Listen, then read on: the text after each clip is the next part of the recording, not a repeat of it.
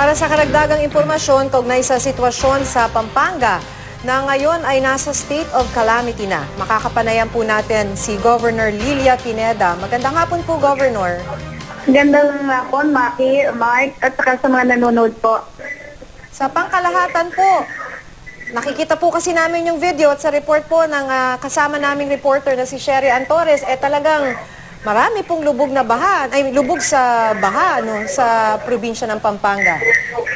Oo, Maki, kasi yung nasirang 1.2 kilometers na dike nung nakaraang taon, yung sa Bagat noon. Ngayon ginawa yun. Ngayon meron na namang, nasira na naman na may mga 70 meters. Kung ano yung nangyari dun sa una nung Bagat, ngayon nanira na naman nung the next dike, yung mas mababa dun sa ginawa nila ngayon. Kaya talagang lalalim talaga yung tubig ng Macabebe, Masantola, Palit, Minalin at saka ng Santo Tomas. Kasalukuyan ngayon, Maki, malakas talaga yung labas ng tubig sa mga kabayanan. Sabi nga po ng NDRRMC kanina, particular yung Office of Civil Defense, they consider critical ang Central Luzon dahil katulad po ng Pampanga, talagang lubugin sa baha. Pero ngayon, Governor, dahil nagdeklara po kayo ng state of calamity, magkano po yung ire-release na pera ng probinsya para po tugunan yung mga pangangailangan dahil dito sa pagsalanta po ng bagyo? Maki, malaki naman ang calamity fund namin. Kaya lang, kung kukwentahin mo lahat yung mga kailangan namin, like the rehab of the dike, yung i-desilt yung mga nakabara sa mga ilog namin, malaki ang kailangan, hindi lang 500 million. So yung aming kasalukuyang calamity fund, yung 100 million lang, yung sa relief namin, yung sa gamot, yung sa mga kailangan pa ng iba ng ating mga evacuees. So napakaliit na lagay yun para dun nga sa na-damage namin, no? Wala pa yan yung mga palayan, yung mga pitpan, yung mga nasira pang pag-ari ng ating mga kababayan dahil parang nagkaroon na naman uli ng mataas na tubig sa mga bahay-bahay nila. So yun, ang talagang kailangan namin ngayon talaga, Maki, no? Ang pag-declare namin ng state of calamity, parang lang to parang pangmaliitan lang, no, na gagamitin. At hindi namin pwedeng gamitin lahat yun kasi mahaba pa itong tagulan natin.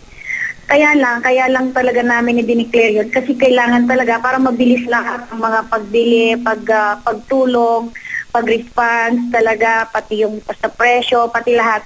Kaya lang, Maki, sinasabi ko nga, yun sa kalaking problema namin ngayon dito sa Pampanga, napakaliit lang nung halaga na yon na para magamit namin dito sa aming probinsya. So, siyempre, kailangan pa rin namin ng tulong ng national government. Sa national government para sa infrastruktura, sa dike. Pero, Governor, nabalita ho kahapon, yung bahagi ng SCTEX na bigla na lang gumuho dun sa may bandang Porac.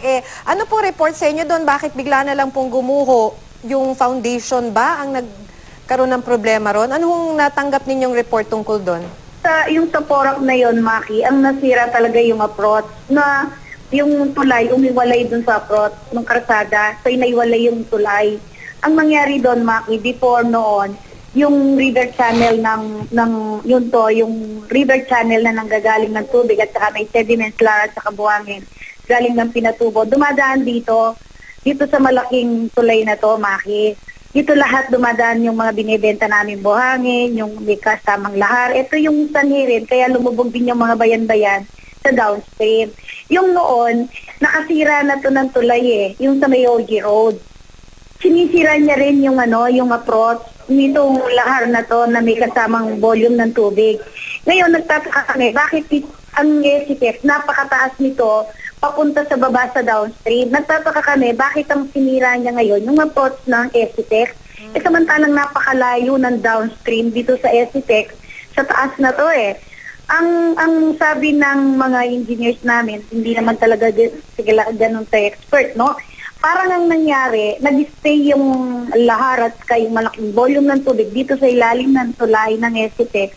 Hindi na nakuwang bumaba lahat sa baba kasi mukhang silted na yung kasunod. Silted na yung dapat niyang bababaan talaga. So, ang ginawa niya, dito siya umikot dito sa ilalim ng tulay ng SCTEX. So, yung approach talaga yung parang ganun ang nasira, yung non-report ng engineer namin sa PORA. Malaki ang problema nyo sa infrastructure, no, Governor? Malaki, Mike. Ito lang SCTEX ngayon, dumadaan lahat ngayon yung mga motorist natin going to Subic, Zambales, Bataan. Dito uli dumadaan ngayon dito sa na roads natin. Kaya lang nga, dahil nga sa laki ng tubig ngayon, yung ibang dadanan lumulubog din like yung part ng Bataan, yung Dinalupian, problema rin yung may tubig baha din. Buti na lang, ngayon yata passable na. Pero kung hindi magkakaproblema kami sa mga roads na to, sarado yung SCTEX, talagang wala na munang makakadaan papuntang Subic sa Bataan, Zambales. Okay, sige. Ingat po kayong lahat dyan sa Pampanga. Maraming salamat sa inyo. Maraming salamat, Opo, Mike. si Bakit? Governor Lilia Pineda po yan.